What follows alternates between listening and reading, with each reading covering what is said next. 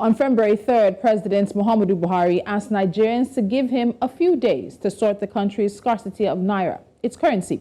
The cash crunch comes as a result of the Central Bank of Nigeria's redesign of the 200, 500 and 1,000 Naira notes. While the deadline for depositing the old version of these bills has been extended till February the 10th, the pressure is on the president and the CBN to find a solution to what has now become a crisis. While there are several valid reasons from the CBN Governor Godwin Emefiele for the policy, its implementation over such a short period of time and how things have played out across Nigeria are shining the spotlight on the economic implications of the resulting Naira scarcity. Joining me now is Muda Yusuf. He's an economist and the CEO of the Center for Promotion of Private Enterprise. Dr. Muda Yusuf, welcome to Business Edge again. Thank you so much for joining me. Thank you very much. So let's go back a bit in time to the announcement of the redesign, which happened just around October last year. So while announcing all of this, we saw the reasons the CBN governor laid forth. Cash in circulation was too much, hoping to tame inflation, also hoping to reduce the amount of cash that bandits and terrorists were able to gather together. When you look at everything that's happened from October to now, have those reasons really borne themselves out as valid reasons for the policy and even valid reasons for how quickly the CBN and by extension the government of President Muhammadu Buhari has attempted to put the policy in place? Well, for any policy to be of benefit to the citizens, I think one should situate it within the context of cost and benefit. The CBN had outlined some benefits of the policy or expected benefits of the policy. And of course, there are costs which the CBN did not quite reckon with. But my view is that the cost from the experience that we have now seen, the cost is far, far disproportionately higher than the benefits. I mean, you can see what the whole situation is at the moment. We can see the kind of chaos, pandemonium, confusion, and paralysis of some key economic sectors. So really, when we situate this or analyze this based on the cost-benefit basis, I think this policy is not worth it at all. Particularly given the manner in which the policy is being implemented. On the face of it, yes, it's good to pursue a cashless policy, at least that is the way to go. And we have achieved quite some level of remarkable progress anyway, even before the redesigning of the currency. But when we look at what the citizens are going through, the dislocations and the disruptions that this exercise has caused, is certainly not worth it at all. So we'll get further into the cashless bit, but when he announced the extension, yet another extension for Nigerians to deposit the old Naira notes, Godwin Emefiele said that the CBN had collected just around 1.9 trillion, probably around 2 trillion Naira as of now, after cash in circulation had risen to around 3.23 trillion as of last year. And some 2.7 trillion was out. We're looking around 900 billion or so that's still out in circulation. And a lot of people have pointed to the fact that excess liquidity is one of the factors that tends to drive inflation. So when you look at it on the surface of it, was this really the quickest and easiest way to mop up excess liquidity? Or were there other options that the CBN could have chosen if it was specifically looking at the excess liquidity aspect of this thing?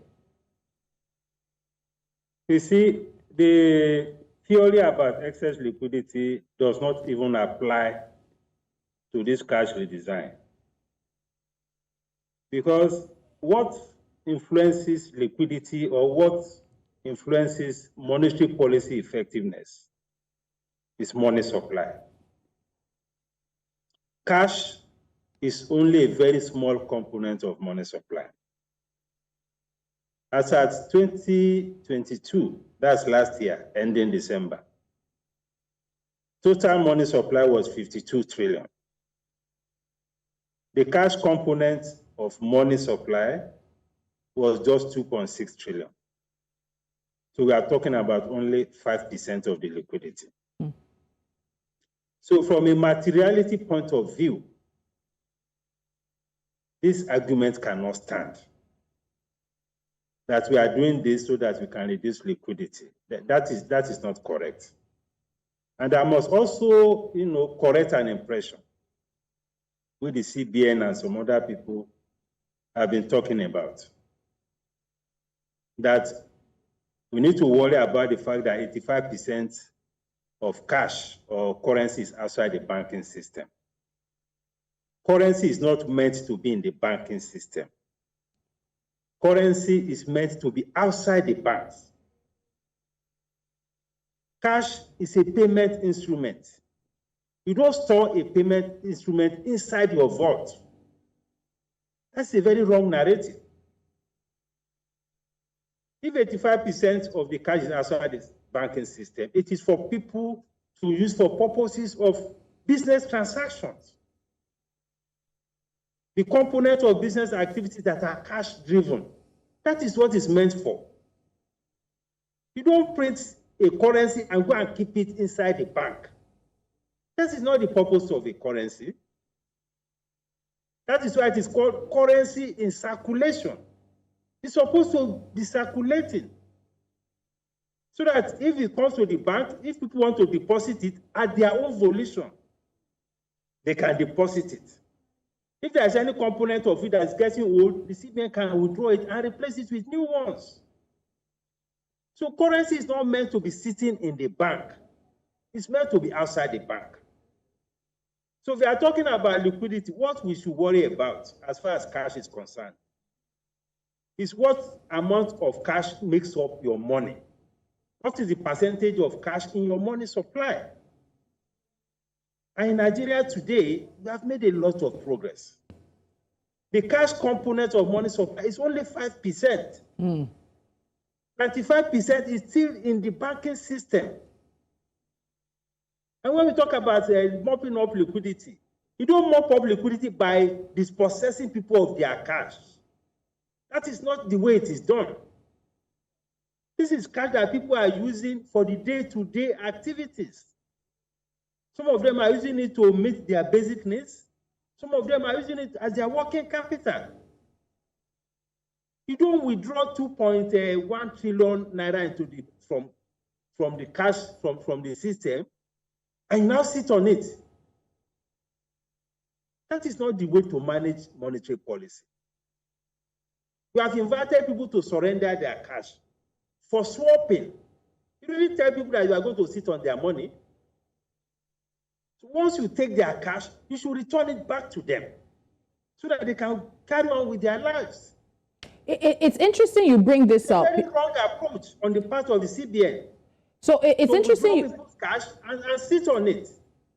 So Dr. Yusuf, let me come in here because it's interesting you mentioned when people want their cash, give it back to them, don't sit on it. Because when one of the deputy governors of the central bank was before the National Assembly in December, she was unable to give answer as to how much of these new notes had been actually printed and was expected to be put into circulation. So many have wondered, was this not expected to be a one-for-one sort of exchange or even a 0.5 and a 1 exchange? At the end of the day, what it seems like is you're asking people to bring their money in and you're now making it impossible for them to take out their own money. In terms of even looking at the hoarding aspect that the CBN governor referred to, are you not even in a way increasing the potential for Nigerians to hoard cash because of the difficulty they're experiencing now?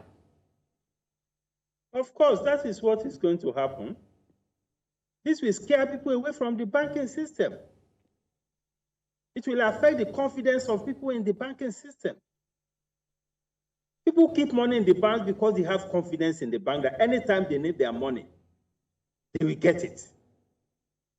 The banking system thrives on confidence. Nothing more. They don't have any other asset. What they thrive on is confidence. So if as a regulatory institution, the citizens trust you enough that you want to do is a cash swap or currency swap, you give them a deadline. They should surrender their cash. This is cash that some of them, maybe 100,000, 500. This is what they are using as their working capital. And don't forget, cash is used mainly by those in the micro enterprises, small businesses, the masses, the ordinary people. These are the people who are making use of cash. And just as I told you, cash is only 5% of total money in this economy. So why go and create problem for this just 5% component of money? What should have happened and which would have led to the avoidance of this crisis was that as the CBN was mopping up the money, you give them back immediately. You don't take people's money. First, he said nobody should be paid over the counter. Meanwhile, you collected this money over the counter. Then you now said they should go and be, collecting 20,000. Imagine somebody who's a caterer or who is selling castle or something that had deposited maybe 5 million naira. That is his working, he was at working capital. You know, says you go and be collecting 20,000. What kind of policy is that? So the whole approach is very wrong. And somebody should tell the CBN this. It's extremely wrong. Don't dispossess people of their money. And when you talk about liquidity, already there's what you call the cash reserve ratio. It's an instrument for CBN to mop up liquidity in the banking system. Cash reserve ratio, as we speak today, is 32.5%. And what that means in layman's language is that if the bank has a deposit of 100 million, 32.5 million of that money has to go to central bank. That is already in place. As we speak, the CBN had mopped up close to 15 trillion based on this CRR. At the last MPC meeting, they raised the MPR to 17.5%. These are non-instruments of monetary policy that a bank should use. You don't go outside of that and go and be practically seizing people's money because you want to control liquidity. That is very primitive, with due respect.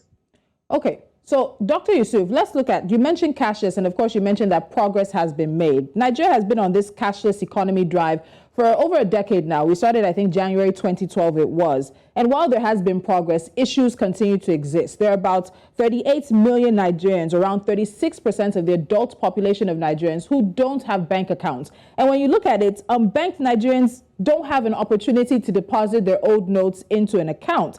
They have no choice but, in a way, to hold on to these old notes. We also have the issue of the pressure that the financial system, especially for online transactions, has experienced in the past few weeks. And it has, unfortunately, for many Nigerians, failed that litmus test because online transactions have been having issues, POS has had issues, ATM has had issues. So when you look at the cashless aspect of this, is this really the time for us to almost completely tell all Nigerians that at this point, if you're not cashless, if you're not doing online transactions, there's no way forward for you? Were we really ready for this at this point in time? There is no country in the world where you put everybody into a cashless system. No country. There will always be people who will prefer to use cash. That is one.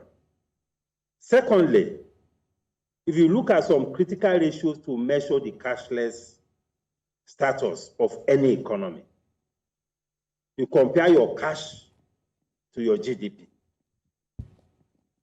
In Nigeria, our cash is 2.6 trillion. Our GDP is about 250 trillion. That's less than 1.5% in ratio. In Europe, the ratio is about 10%. In the United States, it's around 6%. In South Africa, it's between 3 to 4%. So if we do this ratio analysis on a comparative basis, Nigeria is doing very well. When you compare the size of our economy to the amount of cash that we still have, we are doing very well as far as cashless is concerned. The NIBSS reported recently that total cashless transaction in 2022 was about 400 trillion naira. 400 trillion naira. That is very significant. POS transaction in 2022 was over 8 trillion naira. The payment of bills that people did online was close to 3 trillion naira. I'm saying all of this to underscore the point that you don't fix what is not broken. There is no urgency about this at all, completely. Unless the CBN has some other agenda, there's no urgency. So when we say a lot of progress has been made already. So all of these things should not be a priority. Look at the way that international rating agencies have been downgrading Nigeria. That is a more important matter for anybody that is managing this economy. If you are not careful, very soon we'll end up with IMF. Fitch has downgraded us. Moody's just recently downgraded us to C category, a junk category. S&P also just recently downgraded us. Increasingly, it's becoming difficult to access capital from abroad. That's the implication of this downgrade. You now leave these very important issues, you are now chasing the issue of cashless. Just as I said, you don't fix what is not broken. The cash we have is not too much for the size of our economy. And so, if you compare with other jurisdictions, it is a lot of progress that we have made. So let me ask you now. There is no point pursuing this course of action. Yes, they have already printed the currency and all of that, but they need to relax it as much as possible. In other jurisdictions, you allow the old and the new to coexist over a year, over 6 months, so that you don't disrupt economic activities. And that's the next question I have for you right now. In terms of the economic implications for this, what do you see them as being? We're also in the midst of a fuel scarcity right now in Nigeria. There are many people who've been spending hours on the fuel queues. Right now, you've talked about men and women who do business on a daily, who make daily wages. What are the economic implications if this cash shortage and this scarcity happen to continue?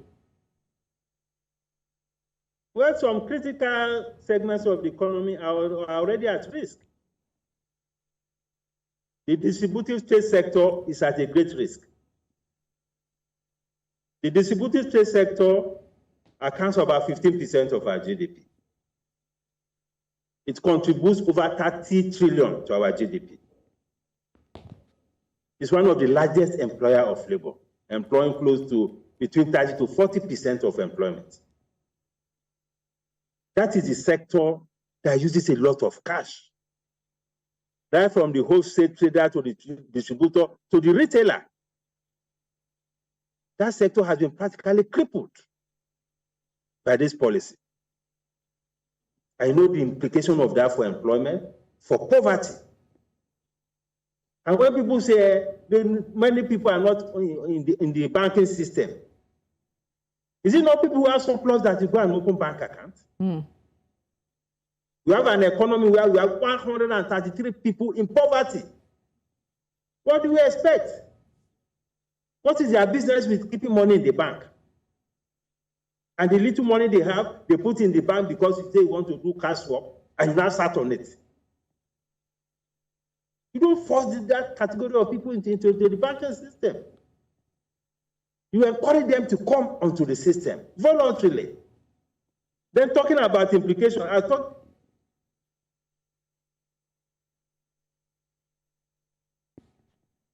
Okay, Dr. Yusuf, before I let you go, let me ask you this final question. So we've all seen the videos on social media, the long queues of Nigerians at ATMs, stories of POS operators who are now the kings of Nigeria, even online transactions that are not going. But the president asked for Nigerians to give him 7 days from February the 3rd. This is 3 days later in order to resolve the situation. Very quickly now, what do you think can be done in the next few days that can change this situation around for Nigerians?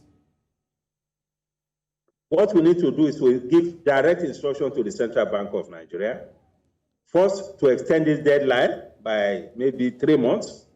Secondly, if the CBN doesn't have enough notes, The old notes and the new notes should co-circulate for between 3 to 6 months so that you can have seamless transition. We cannot afford to sit on people's money. These are monies they are using for their livelihood. These are monies or cash that they are using to do their business. We cannot afford to sit on it in the name of promoting a cashless policy. That, I think, is the fastest way to go about this. And that was the suggestion even by the governors when they met with the president. The old and the new should coexist.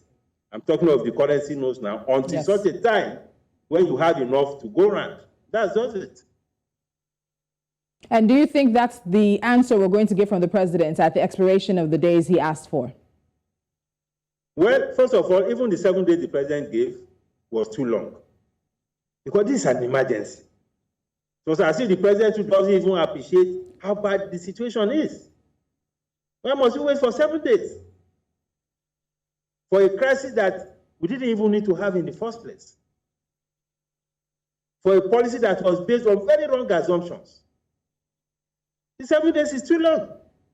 If you ask me, it's too long. To just direct the CBN, go and relax all of these things. People's money that you have taken, he said he has collected 2.1 trillion. He should give it back to them. It's not a loan. They are not taking a loan. They are not taking overdraft. It's their money. He should give it back to them. And let them come voluntarily. If they want to be with the bank, fine. If they don't want, they have the right to stay away. We need to create the environment for them to come into the banking system. We need to create the confidence. We need to create the trust. We thought with what has happened, many of them have lost confidence in the banking system. Once they're able to take their money out, they won't go near the bank anymore. Very true. They won't go near the bank. Then what have you achieved? All right, Dr. Muda Yusuf, thank you so much. I can hear it in your voice, and I know that many Nigerians out there who are probably still in line or trying to find a way around this are hoping that the president and the CBN most likely will see the light and extend this situation, make some adjustments to it so that the hardship that Nigerians are facing will end. Dr. Muda Yusuf, thank you so much for your time today. Thank you very much. My pleasure.